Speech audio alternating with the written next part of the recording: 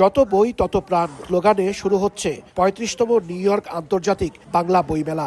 ২২ মে থেকে শুরু হয়ে ২৫ মে পর্যন্ত টানা ৪ দিন চলবে আয়োজন। জামাইকা পারফর্মিং আর্টস সেন্টারে মেলার উদ্বোধন করবেন কথাসাহিত্যিক ইমদাদুল হক মিলন। স্থানীয় সময়ে রোববার সন্ধ্যায় জ্যাকসন হাইটসে সংবাদ সম্মেলনে আয়োজকরা জানান, বাংলাদেশ, ভারত, যুক্তরাষ্ট্র ছাড়াও বিভিন্ন দেশ থেকে শতাধিক কবি, সাহিত্যিক, লেখক ও শিল্পীরা আসছেন মেলায়। নতুন জিনিসের মধ্যে আমাদের এবার ৯০ আমরা লেখক, পাঠক, বই নিয়ে আমরা সেমিনার আলোচনা করছি। এবার বইমেলা তো অনেক উৎসাহ উদ্দীপনার সাথে হচ্ছে। আমাদের ২৫টি প্রকাশক এখানে যোগ দিচ্ছেন, স্বনামধন্য লেখকেরা যোগ দিচ্ছেন।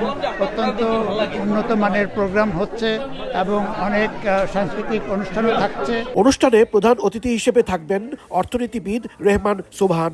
আয়োজকরা জানিয়েছেন, এবারের বইমেলার বিশেষ তাৎপর্য বাংলা সাহিত্য ও সমাজ চিন্তার দুই কিংবদন্তি ব্যক্তিত্ব শামসুদ্দিন আবুল কালাম ও মহাশ্বেতা দেবীর জন্মশতবর্ষে তাদের প্রতি বিশেষ শ্রদ্ধা নিবেদন। বইমেলার মূল মন্ত্র তো হচ্ছে যত বই তত প্রাণ, এবং আমরা বইমেলাতে আসি মনের তাগিদে, প্রাণের তাগিদে। যে লেখকের বইটা আমি পড়েছি সেই লেখককে আমি সামনে দেখতে পাচ্ছি, তার পাশে বসতে পারছি, তার কথা শুনতে পারছি এবং এদের বই পড়ে সর্বদাই সমৃদ্ধ হয়েছি।